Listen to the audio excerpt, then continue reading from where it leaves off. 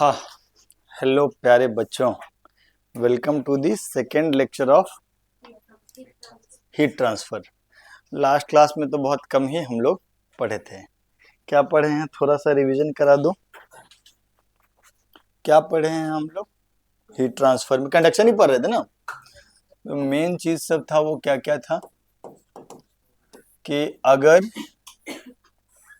कोई uniform cross section area का rod है, उसका लेंथ L है और area of cross section A है, और इसके दो एंड को भिन्न भिन्न टेम्परेचर पे मेंटेन रखें।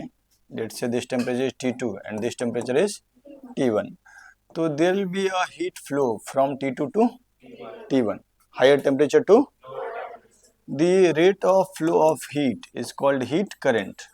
Rate of flow of heat is called heat current, and this heat current was directly proportional to T2 minus T1, और इसका प्रोपोर्शनैलिटी कांस्टेंट 1/R आता था। नहीं, इस R को हम लोग बोलते थे थर्मल रेसिस्टेंस, और R का वैल्यू होता था 1/K L/A, जो जनरली 10th में तुम लोग रो L/A पढ़ते थे, लेकिन वहां पे इलेक्ट्रिकल रेसिस्टेंस था। तो रो जो था रेसिस्टिविटी था, 1/K में K जो है वो conductivity, rho is equal to 1/K, rho is resistivity, K is conductivity. तो कंडक्टिविटी का 1 upon conductivity is equal to resistivity. तो इतना तक तो हम लोग बात लिख लिए थे, हाँ है ना। L क्या था? Length along the current flow. A क्या था? Area of cross section perpendicular to the current flow. ठीक, थोड़ा सा 10th वाला बात सब रिवाइज कर लें हम लोग। हाँ ठीक, थोड़ा सा रिवीजन कर ले, लेकिन ये भी लिखना ही पड़ेगा हम लोगों को, है ना। क्या क्या लिखना पड़ता था? एक तो हम लोग बात करते थे कॉम्बिनेशन ऑफ रेजिस्टर। एक क्या लिखते थे हम लोग? Combination of resistor. तो इसमें जो पहला चीज होता था वो होता था सीरीज कॉम्बिनेशन। सीरीज रेजिस्टर को इलेक्ट्रिसिटी में हम लोग इसी सिंबल से दिखाते थे। इसको R1 बोल देते हैं और इसको एंड टू एंड कनेक्शन, तब हम इसको बोलेंगे सीरीज कॉम्बिनेशन।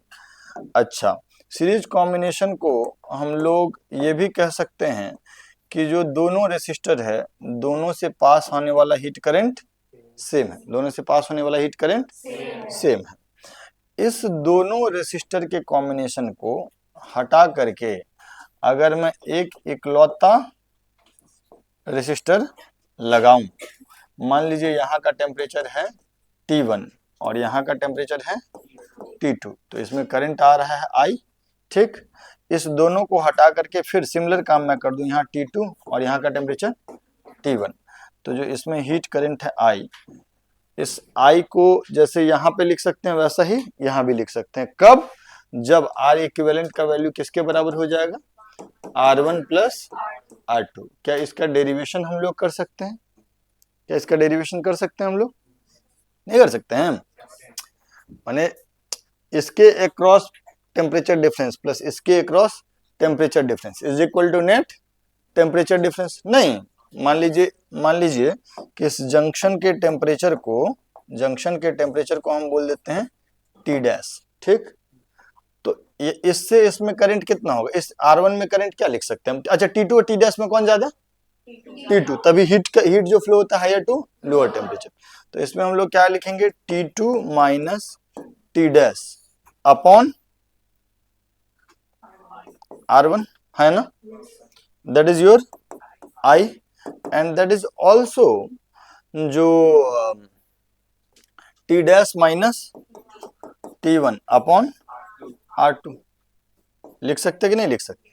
ठीक, तो इसके अक्रॉस जो टेम्परेचर डिफरेंस है वो हो गया T2 माइनस T डैश, इसको हम लोग लिख सकते हैं I इंटू R1। सही कि गलत? और इसके अक्रॉस जो टेम्परेचर डिफरेंस है इसको हम लोग लिख सकते हैं T डैश माइनस T1, और वो हो जाएगा I इंटू, कोई दिक्कत कोई परेशानी? अगर हम इस दोनों को जोड़ दें, तो इस दोनों को जोड़ने से क्या मिलेगा हमको? T2 minus T dash plus T dash minus T1 is equal to I R1 plus, तो ये हो गया T2 minus T dash cut गया, T2 minus T1 is equal to I R1 plus R2। और अगर यहां पर हम लोग लिखे तो इसके लिए क्या लिखेंगे, T2 minus T1 is equal to I R equivalent. अगर हम एक और दो इस दोनों एक्सप्रेशन को कंपेयर करेंगे तो कंपेयर करने पे क्या होगा, R equivalent is equal to R1 plus, सही की गलत। तो यही है सीरीज कॉम्बिनेशन। सीरीज कॉम्बिनेशन में जरूरी बात जो है वो हम ये लिख सकते हैं कि दोनों रेसिस्टर एंड टू एंड जुड़ा हुआ है, या जितने भी रेसिस्टर्स होंगे वो एंड टू एंड जुड़े होंगे, सारे रेसिस्टर में करंट सेम होगा, current in each resistor is same.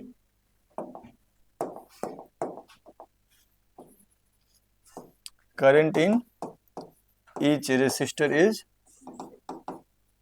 Same. ये किस करंट का बात हम लोग कर रहे हैं, थर्मल करंट। ये R जो है वो कौन सा रेसिस्टेंस है, thermal resistance. For more than two resistor क्या होगा, for more than two resistor R equivalent का वैल्यू हो जाएगा R1 plus R2 plus R3 and so on. Is that okay? तो ये पहला है सीरीज कॉम्बिनेशन। मैं चाहूंगा आप इसको पहले लिख लीजिए, फिर आगे भी बात करेंगे हम लोग। हाँ, मैं ये कह रहा था एक और कॉम्बिनेशन होता है B, that is parallel combination, है ना, ऑफ रेसिस्टर। तो पैरेलल कॉम्बिनेशन में जैसे वहां इलेक्ट्रिसिटी में होता था वैसा ही यहाँ भी होगा। तुम चाहोगे हम प्रूव करें कि डायरेक्ट रिजल्ट लिख दें, ये R1 है, ये R2 है सर, यहाँ का टेम्परेचर है T1 और यहाँ का टेम्परेचर है T2। T2 is greater than T1। तो यहाँ से करंट जा रहा है I, हीट करंट जा रहा है I, यहाँ पे पहुंच जा रहा है, इसमें है I1 और इसमें है I2, इसमें है I1 और इसमें I2। इस दोनों के बदले मैं एक इकलौता रेसिस्टर लगाना चाहता हूँ, इन दोनों के बदले मैं एक इकलौता रेसिस्टर लगाना चाहता हूँ जिसका रेसिस्टेंस को हम लिख दे रहे हैं R इक्विवेलेंट। और ये वही कार्य करेगा जो कि ये दोनों मिलके कर रहा था, मतलब इसमें भी सेम करंट I जाएगा। ऐसा तब होगा जब R इक्विवेलेंट के लिए हम फॉर्मूला लिखेंगे 1 by R equivalent is equal to 1 by R1 plus 1 by R2। क्या इसको तुम प्रूव कर सकते हो, आराम से कर सकते हो।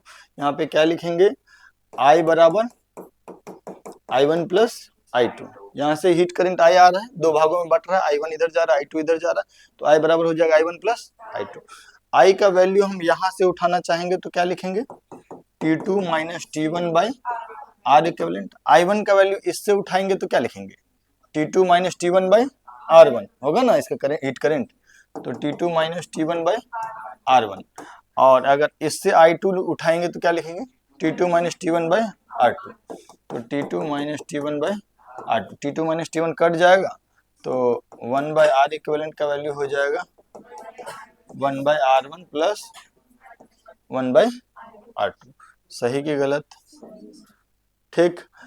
अब पैरेलल कॉम्बिनेशन के लिए कुछ जरूरी बातें हैं जो हम चाहेंगे आपको याद रखना चाहिए, ठीक है, बात कर लेते हैं।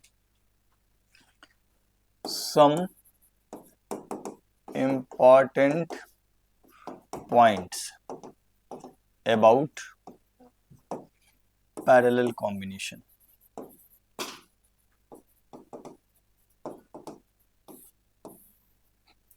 पहला ये है कि अगर आप ऐसा लिख रहे हैं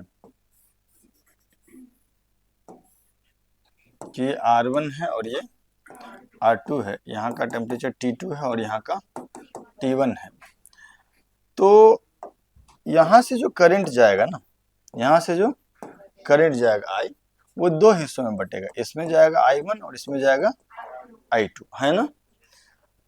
I1 का वैल्यू, ये करंट जो होता है उस रेसिस्टर में ज्यादा जाता है जिसका रेसिस्टेंस कम होता है।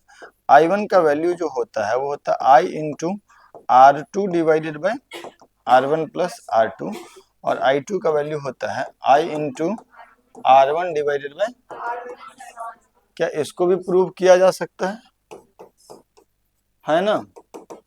किया जा सकता है। कैसे?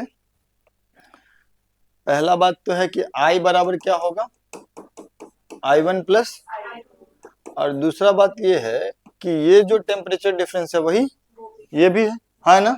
इसका टेम्परेचर डिफरेंस को क्या लिखेंगे, T2 माइनस T1, लेकिन वो I इंटू आर होगा ना, जैसे वोल्टेज होता है I इंटू आर, वैसे पोटेंशियल डिफरेंस होता है I इंटू आर, यहाँ पे टेम्परेचर डिफरेंस हो जाएगा। तो इसका टेम्परेचर डिफरेंस और इसका टेम्परेचर डिफरेंस बराबर, इसका टेम्परेचर डिफरेंस को I1 R1 लिख सकते हैं और इसके टेम्परेचर डिफरेंस को, तो अपन लिख सकते हैं I1 R1 बराबर, कहो हाँ। तो कहने का मतलब ये है कि I1 बाई I2 बराबर R2 बाई R1, ऐसा लिख सकता हूं मैं। अब हमको, मेरे पास दो इक्वेशन है, दो वेरिएबल है, दोनों को सॉल्व कर लेंगे। कैसे सॉल्व करेंगे, इसमें पहले वाले में दूसरा का वैल्यू उठा करके पुट कर देते हैं। पहले वाले को तो I बराबर लिख लेते हैं I1 प्लस, यहाँ I2 का वैल्यू क्या हो जाएगा, क्रॉस मल्टीप्लाई करेंगे तो I1, बच्चा लोग हमें ना, तो I1 कॉमन हो जाएगा, ये हो जाएगा R2 plus R1 bye R2, कहो हाँ।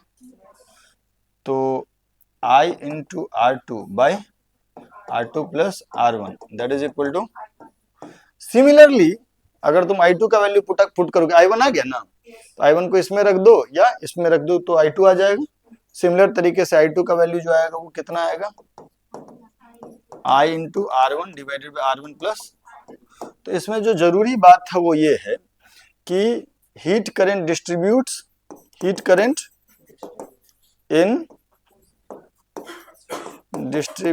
In opposite ratio of,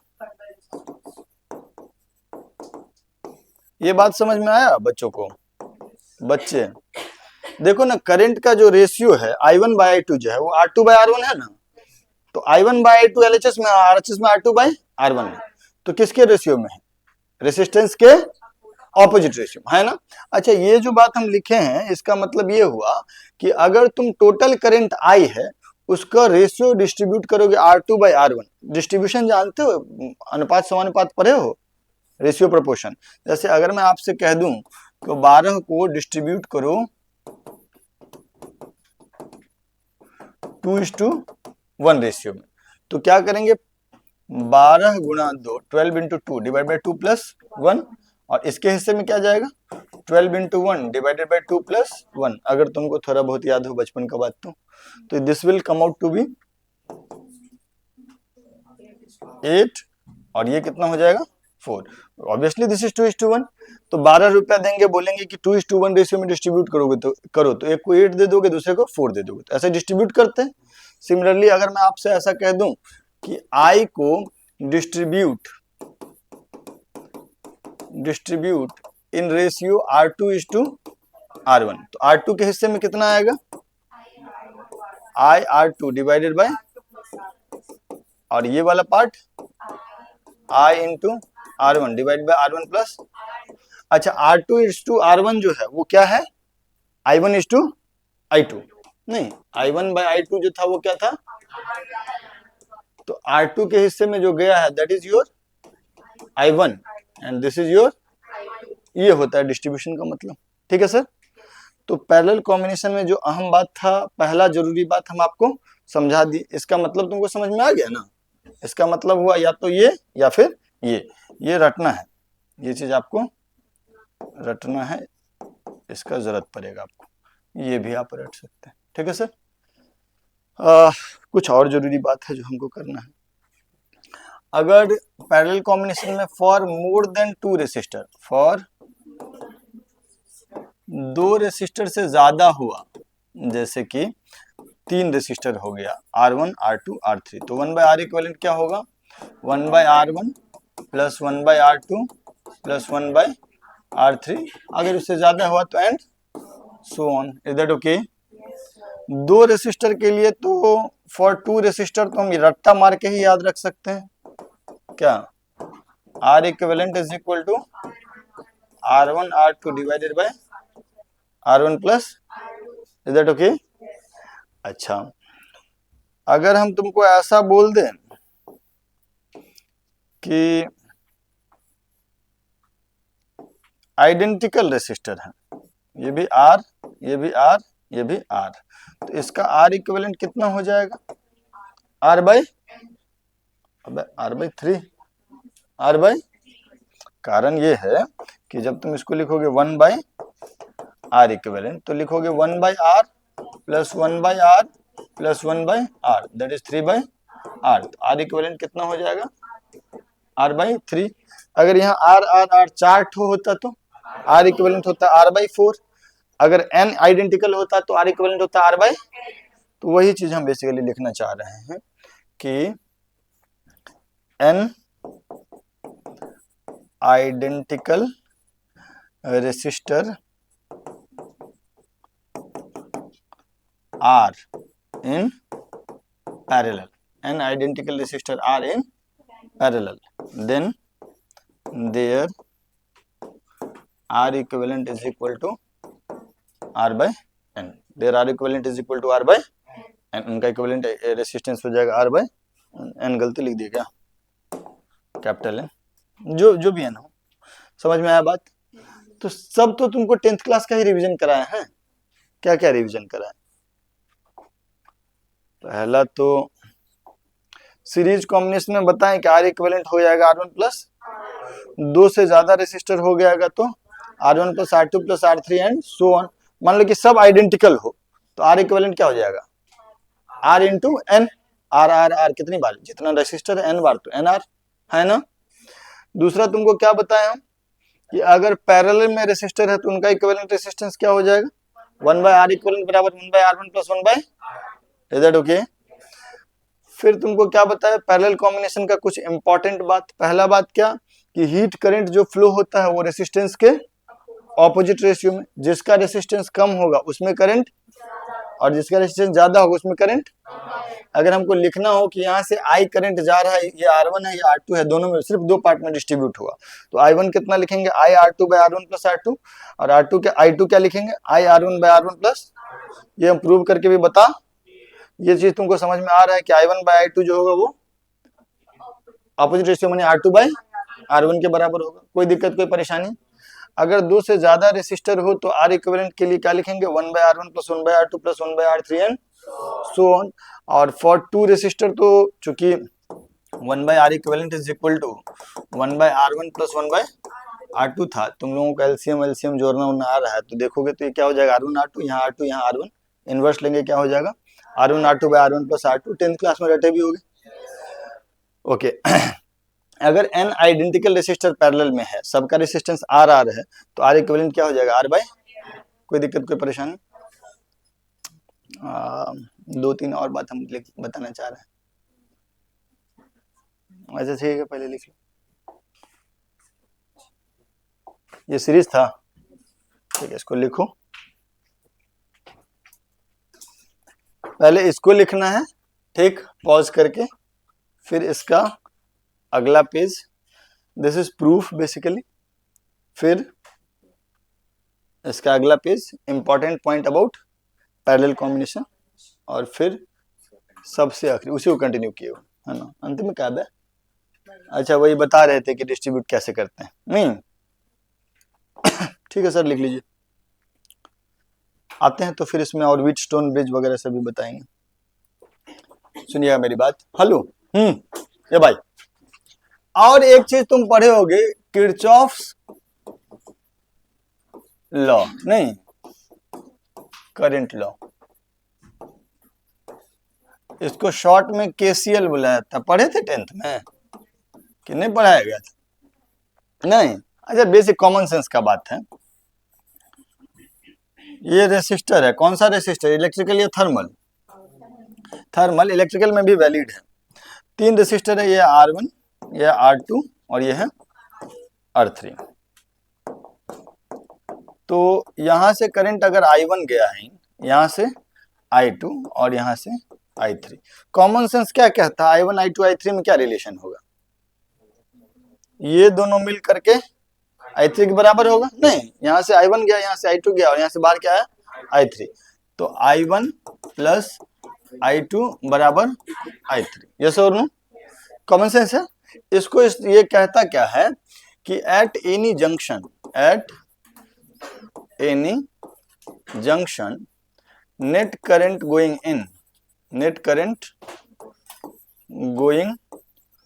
in is equal to net current coming out.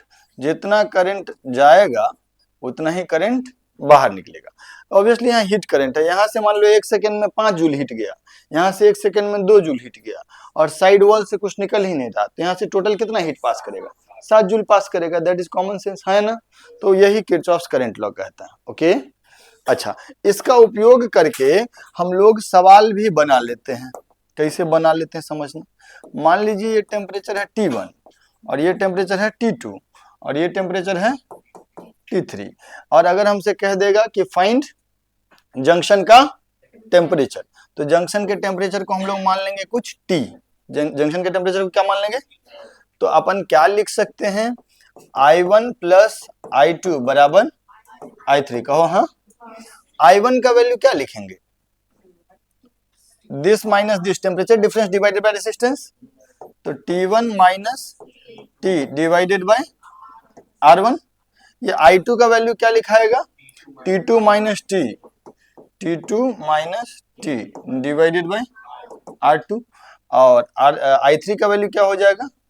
ये हायर टेम्परेचर, ये लोअर टेम्परेचर, तो T minus T3 divided by. अब यहाँ से एक ही चीज ना नहीं मालूम था, दैट इज T, तो यहाँ से T इसको सॉल्व करके T का वैल्यू आ जाएगा ना। तो ये उपयोग होता है, इससे हम लोग जंक्शन टेम्परेचर पता कर लेते हैं। कोई दिक्कत, कोई परेशानी? थोड़ा और बात कर लेते हैं इसमें। जैसे अगर मैं आपसे ऐसा दे दूं,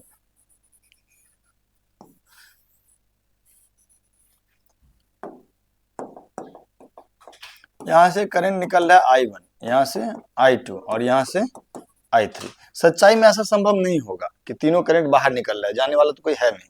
लेकिन अगर ऐसा दे दिया, ठीक, और इस रेसिस्टेंस को हम लोग बोल दिए R1, this is R2 and this is R3, तो किरचॉफ्स लॉ से हम लोग क्या लिखेंगे? सो बताओ तो जरा, किरचॉफ्स लॉ के मुताबिक क्या लिखेंगे? ये I1 है, ये I2 है और ये I3 है।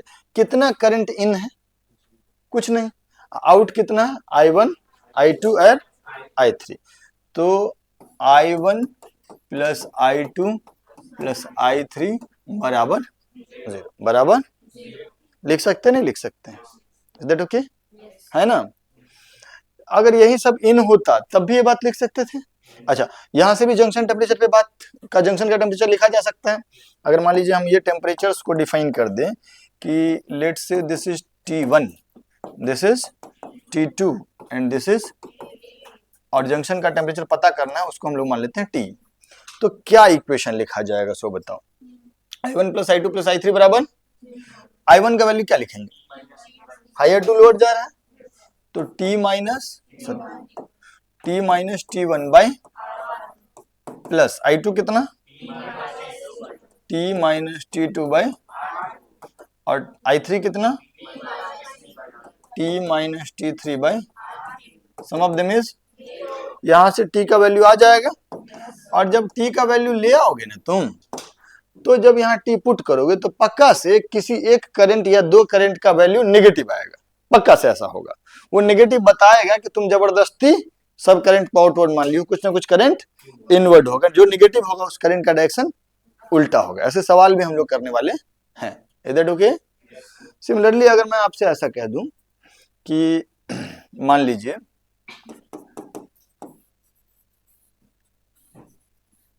ये R1 है और ये R2 है, और ये टेम्परेचर T2 है और ये टेम्परेचर T1 है ना।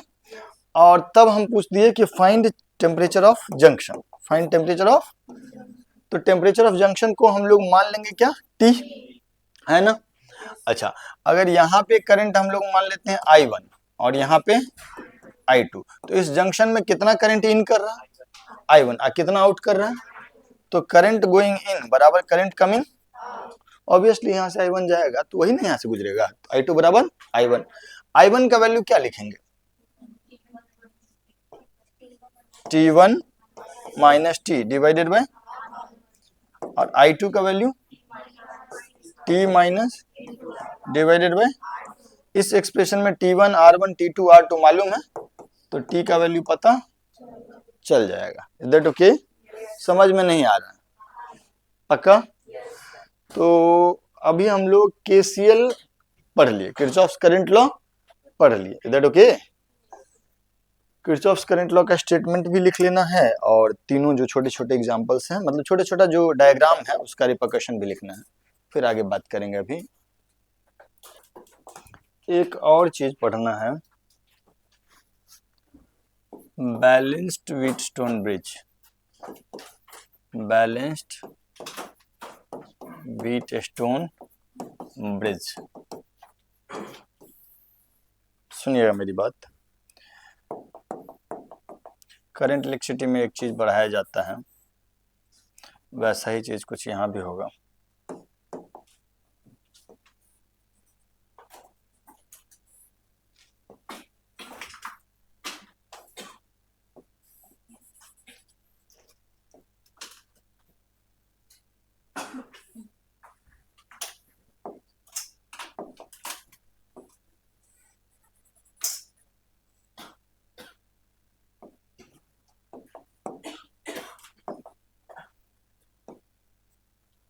सुनिएगा, अगर ये रेजिस्टेंस R1 है, ये R2 है, ये R3 है, ये R4 है और ये R5 है, this is maintained at temperature T1, this is maintained at temperature T2। ठीक है, obviously T2 is greater than T1। ठीक, तो यहाँ से कुछ हीट करंट चलेगा, यहाँ पर पहुंचेगा। ठीक है, इस तरीके के जो असेंबली है या सर्किट है, इसको हम लोग बोलते हैं व्हीटस्टोन ब्रिज। इसको हम लोग क्या बोलते हैं, व्हीटस्टोन ब्रिज। लेकिन इसी व्हीटस्टोन ब्रिज का एक स्पेशल केस है। वो स्पेशल केस क्या है कि इफ अगर ऐसा हो कि R1 by R3 is equal to R2 by R4, या फिर कॉर्नर्स का cross multiplication, that is R1 R4 बराबर R2 R3, ऐसा अगर है, देन ये पॉइंट जो है A और B, then A and B will be at same temperature. A और B दोनों सेम टेम्परेचर पे रहेगा, और अगर ये सेम टेम्परेचर पे रहेगा तो R5 से कोई हीट करंट फ्लो होगा क्या? नहीं, डेल्टा T 0 हो गया, and no heat current through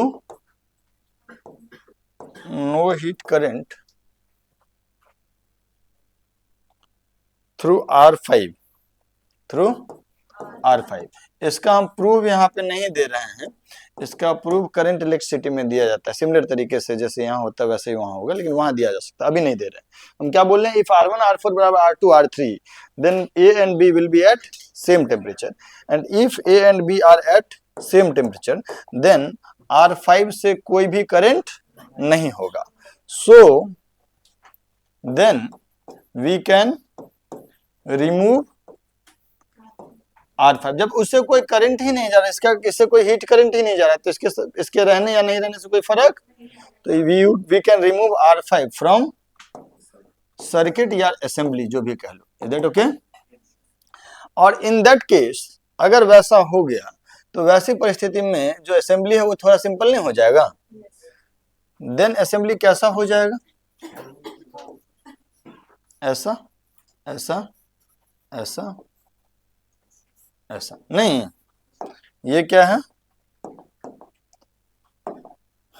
R1 R2 R3 और R4 नहीं।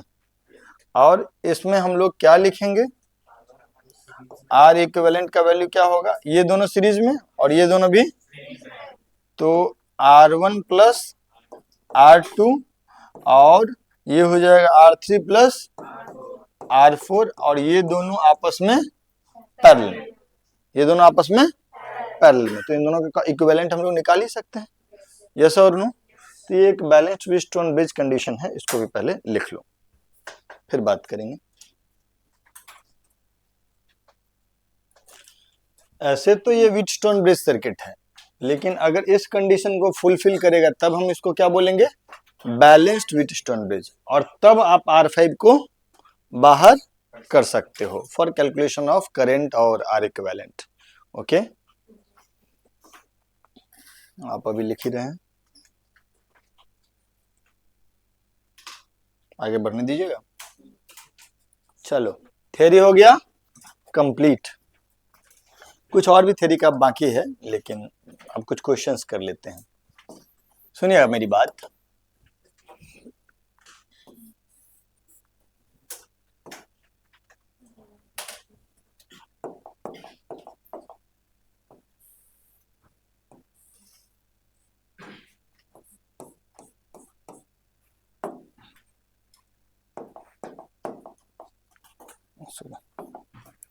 देखो, दो रॉड है, ठीक है सर, उस दोनों को ऐसे जोड़े हुए हैं। कौन सा कॉम्बिनेशन हो गया? ये कौन सा कॉम्बिनेशन हो गया? Series combination. ओके, तो इसका ये जो रॉड है, इसका के क्या है? इसका कंडक्टिविटी, लेंथ हो गया 2L और area of cross section A। ये जो दूसरा रॉड है, इसका कंडक्टिविटी हो गया 2K, लेंथ हो गया L और area of cross section A। ठीक है क्या? तो सिंपल ही हो गया। अच्छा ठीक है, सिंपल ही है तो क्या दिक्कत? अरे रुक जाओ यार, 4K कर देते हैं, है ना? ओके,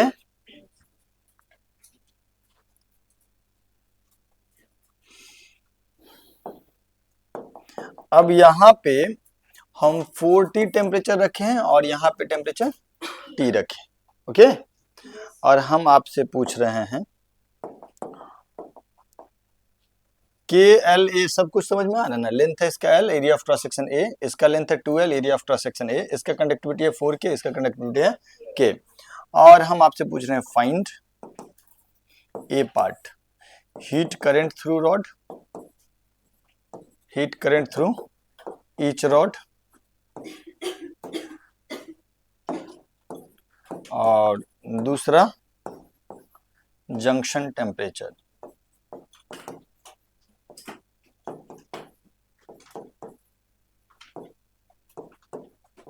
ये जो जंक्शन है उसका टेम्परेचर भी पता करना है।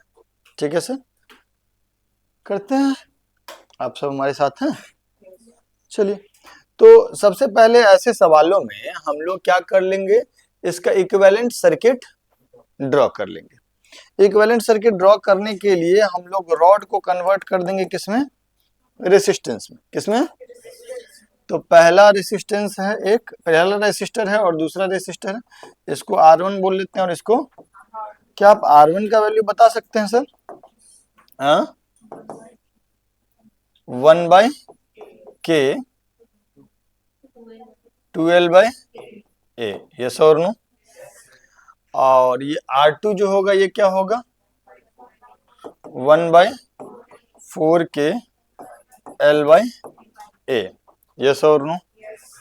तो ये हो गया 2L/KA और ये हो गया L/4KA।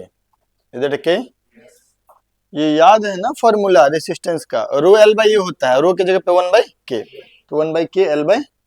इसका K 4K है तो इसीलिए, और इसका L 2L है तो 2L यूज कर लिया। ठीक, अब यहाँ पे टेम्परेचर है 4T और यहाँ पे टेम्परेचर है T। हम लोग इसके बदले एक इक्विवेलेंट सर्किट बना सकते हैं? नहीं, इक्विवेलेंट सर्किट अगर बनाएंगे तो उसके लिए हम लोग क्या लिखेंगे? R इक्विवेलेंट बराबर R1 प्लस R2, ये टेम्परेचर T और ये टेम्परेचर 4T। अब तुम ही जरा बताओ कि इससे पास होने वाला जो करंट होगा, जिसको हम लोग I नाम देने जा रहे हैं, इस I का वैल्यू क्या हो जाएगा? 4T minus T divided bye R equivalent, yes और नो? तो I बराबर हो गया 3t divided by are equivalent कितना हो जाएगा, R1 प्लस R2। तो R1 प्लस R2 रख दे वहां पे, तो 2L बाई के ए प्लस L बाई 4K ए। अगर हम इसको थोड़ा सा L बाई के को बाहर कर ले तो के ए ऊपर चला जाएगा नहीं, और नीचे में L बच जाएगा, और यहाँ पे क्या हो जाएगा 2 प्लस 1/4। सही कि गलत? अच्छा खासा डेटा था, उसके साथ नैना बाया कर लिया हम लोग, कोई नहीं, वे कुछ नहीं। अगर हम इसको लिखेंगे तो ये क्या लिख आ जाएगा 9 12 ना, यहाँ पे 12TKA divided by 9L, that is your heat current, that is your heat current. Okay, अच्छा अब जंक्शन टेम्परेचर के लिए क्या करेंगे, जंक्शन टेम्परेचर भी पता करना है ना हमको, तो जंक्शन टेम्परेचर कैसे पता करेंगे, कोई बच्चा हमको आइडिया देगा? बीच में एक टेम्परेचर हम लोग मान लेते हैं कुछ टी डैश, टी तो है ये है वहां पे एक, तो कुछ मान लेते हैं टी डैश, है ना। अच्छा एक बात बताओ, यहाँ पर हम लोग ये लिख सकते हैं ना, इससे करंट ऐसे जा रहा होगा ना, आई नहीं, तो 4t minus T dash divided by R1, ये R1 ही है ना, इज इक्वल टू आई। ऐसा लिखने में कोई बुराई? पक्का? तो 4t minus I R1 is equal to T dash, तो टी डैश का वैल्यू हो गया 4t माइनस आई इंटू R1। आई देख रहे हो, आई दिख रहा है ना, कितना 12/9 ना, तो ये 4/3 TKA/L, that into R1। Yes और नो? R1 का वैल्यू थोड़ा बता दो तो कितना है, कितना है 2L/, तो इसको मल्टीप्लाई कर दें 2L/K से, L से L कट गया, K से K कट गया, कितना हो गया 4t माइनस 8t/3, तो ये वैल्यू कितना हो गया 4t/3, that is your junction temperature. ठीक, ये पहला तरीका हुआ जंक्शन टेम्परेचर पता करने का, लेकिन ये बहुत अच्छा तरीका नहीं हुआ। ऑल्टरनेटिवली अगर इसको करना चाहें तो ऐसे भी कर सकते, इसमें किसी को कोई कंफ्यूजन? पक्का? सुनिएगा,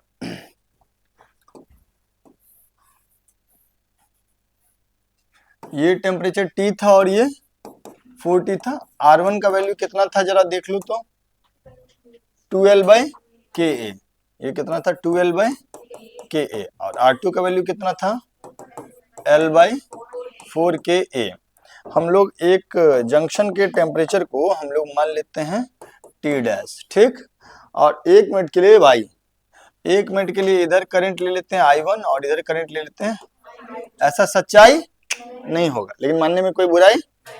तो अब किरचॉफ्स करंट लॉ के मुताबिक हम लोग क्या लिख सकते हैं, current going out is current coming in is, तो I1 प्लस I2 बराबर, ऐसा लिख सकते हैं। तो I1 का वैल्यू क्या लिखेंगे, T dash minus 4t divided by 12/K is equal to I2 का वैल्यू क्या लिखेंगे, T dash minus T divided by L/4KA। Yes और नो? क्या क्या चीज कट सकता है इसमें, जो कट सकता है उसको काट लेंगे, L/K कट जाएगा, तो ये आएगा T dash minus 4t divided by 2 is equal to 4 times of T dash minus T, L/K खत्म हो गया, तो T dash minus 4t is equal to 8t dash minus 8t। Yes और नो? तो